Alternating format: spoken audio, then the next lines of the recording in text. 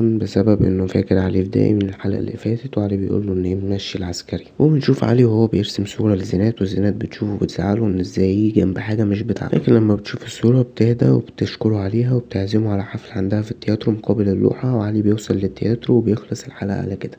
وبتبتدي الحلقة الرابعة اننا بنشوف علي قاعد في التياترو بيشوف عرض زينات وبيكون منبهر بيه جدا. بعد كده بيقعد مع زينات في البار، وبعد كده بيجي أباظة وبيقول علي انه هيمشي، لكن زينات بتقوله انها تروح معاه عشان مش عايزة تروح مع أباظة عشان مش بتطيقه. هو بياخدها ويمشي، بتسأله انه عرف دراستي منين، وبيقول لها انه بلدياته، وبتسأله هو جاي يعمل ايه، بيقول لها انه جاي يدور على شغل. وعلي بيعرف منها ان أباظة عايز يقعدها مع ضابط انجليزي في البار. بعد كده بيقول لها انه هيعلمها لعبة وانها تكتب على الشجرة لما تحتاج تحكي وهو مش موجود، وبيقول لها ان اللعبة دي اسمها واتساب. وبنشوف أباظة وهو قاعد مع ضابط انجليزي، والضابط عايز أباظة يدور على واحد اسمه الشبح، لان الشبح ده بيقتل عساكر انجليزي. وأباظة بيوافق وبيسأله الضابط على زينات، وبيقوله ان المرة الجاية هتلاقيها مستنياه.